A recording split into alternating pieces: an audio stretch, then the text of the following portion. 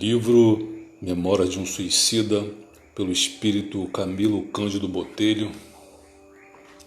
O Reconhecimento, capítulo 5.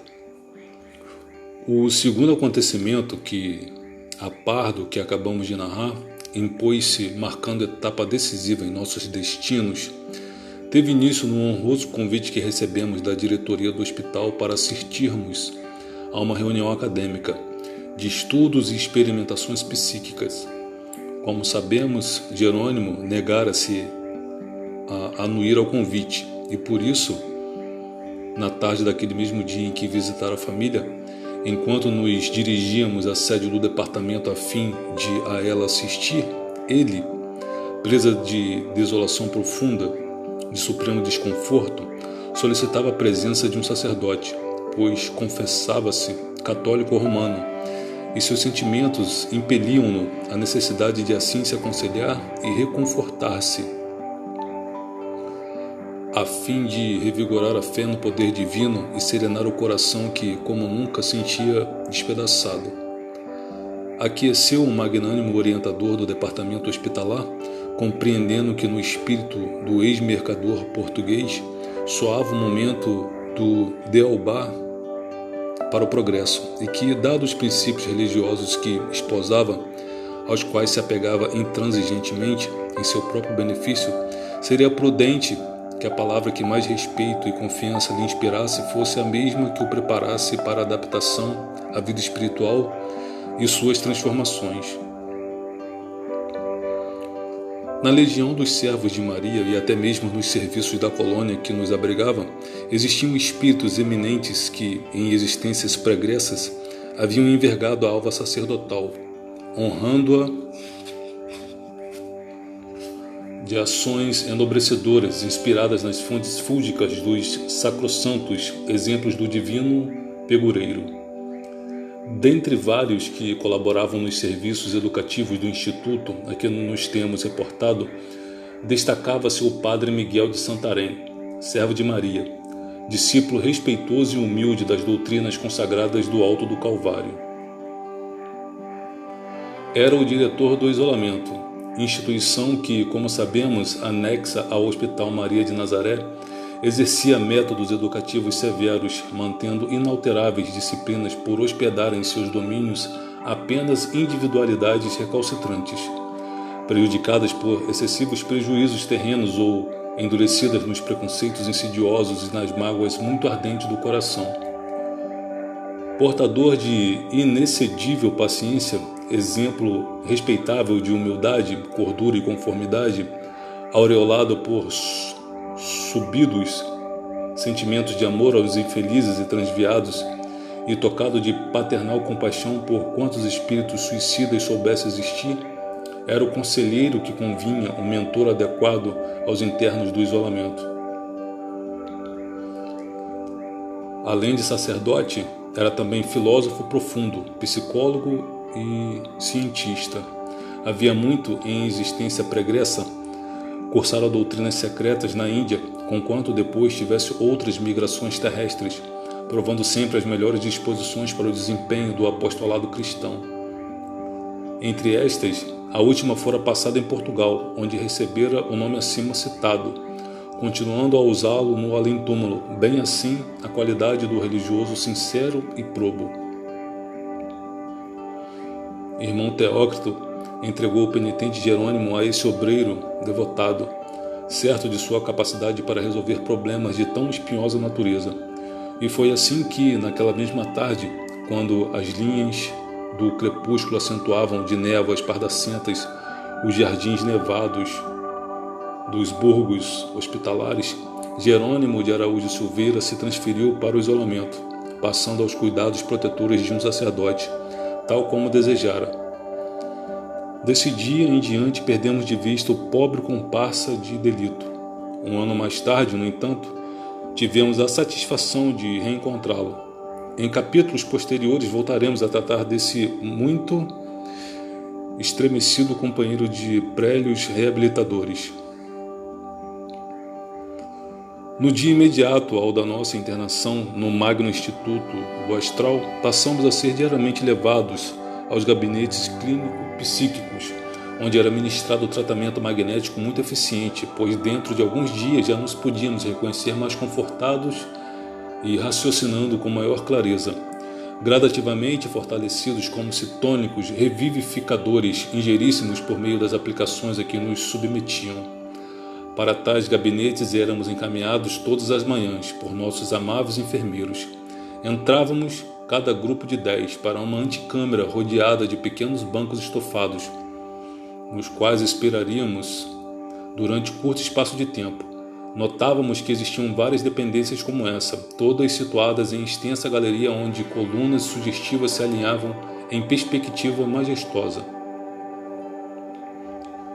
Transcendia nesses recintos a estilização hindu, convidando a meditação e a gravidade. Penetrávamos então o ambiente dos trabalhos, impregnado de fosforescências azuladas, então ainda imperceptíveis à nossa capacidade espiritual.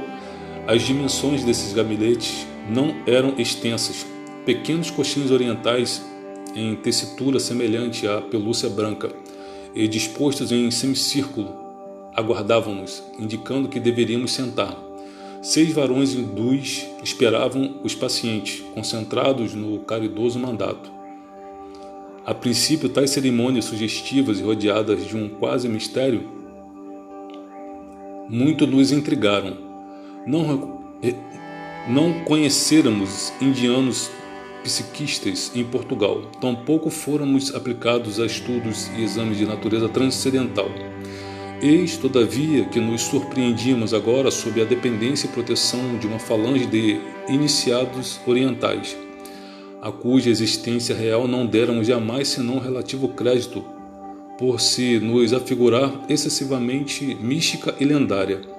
O ambiente que agora contemplávamos, porém, impregnado de unção religiosa, a qual atuava poderosamente sobre as nossas faculdades, lenificando-as ao impulso do religioso fervor, imprimia tão profundas e atraentes impressões em nossos espíritos que, atordoados no seio do seu ineditismo, julgávamos sonhar.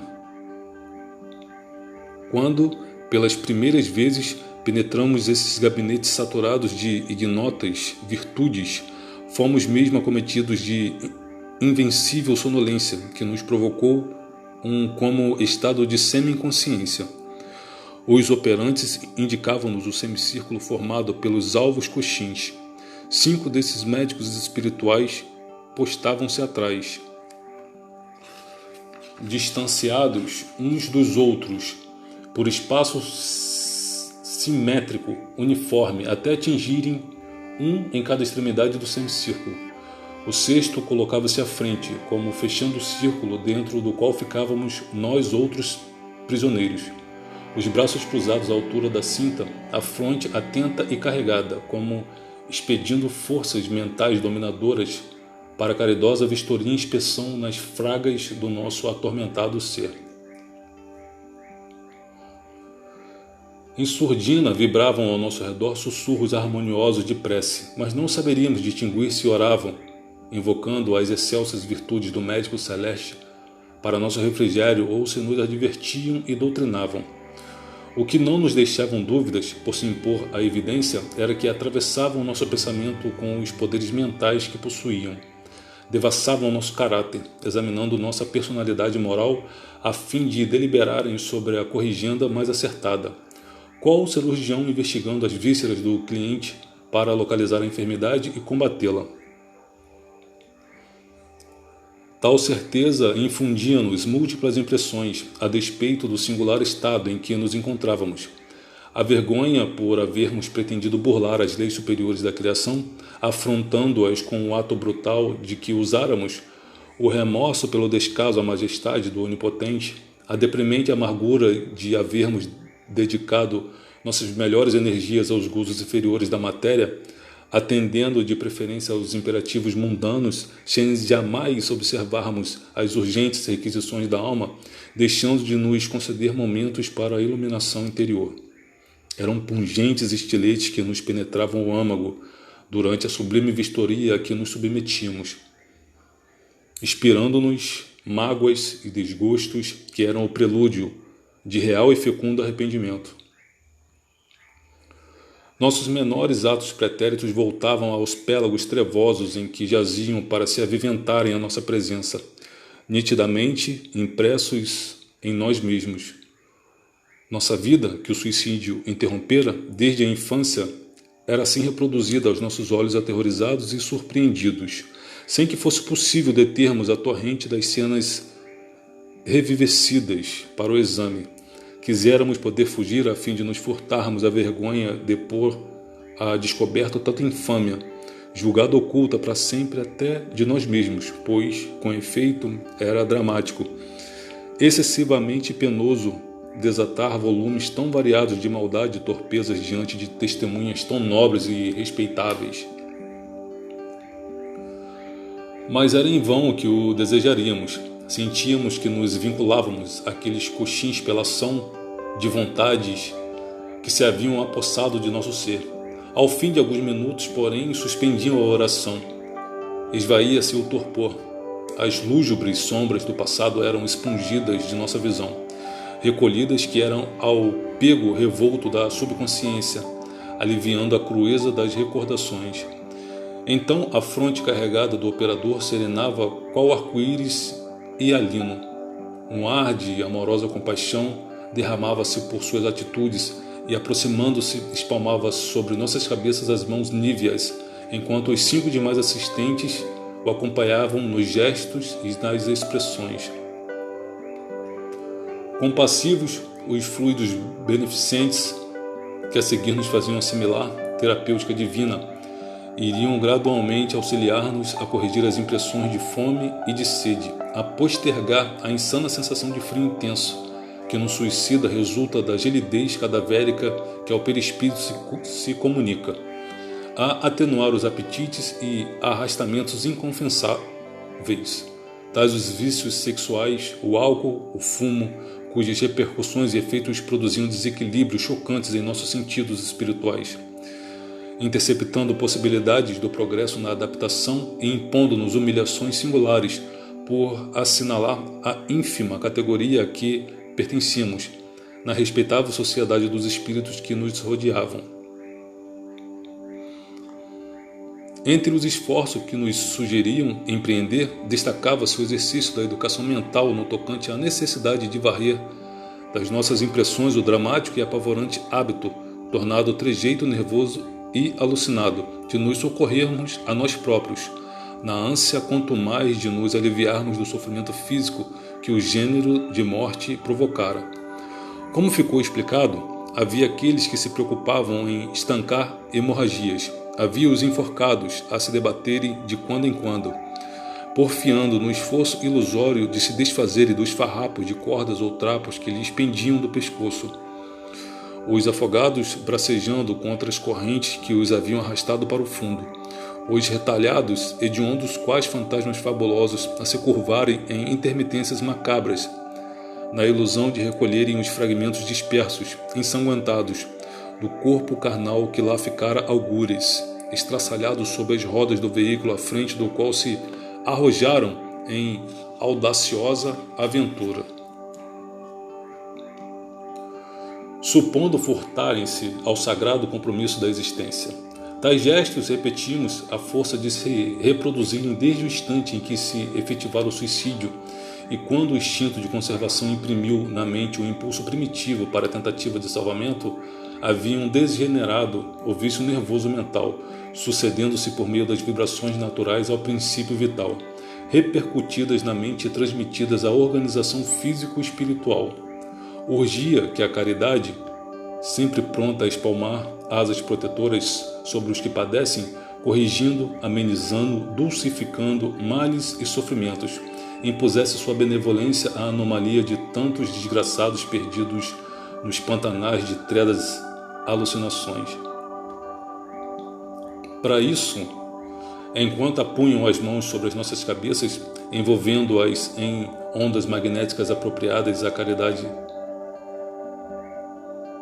finalidade, os irmãos operadores murmuravam ao passo que sugestões magnânimas reboavam pelos labirintos do nosso eu com repercussões precisas e fortes, quais clarinadas despertando-nos para uma alvorada de esperanças.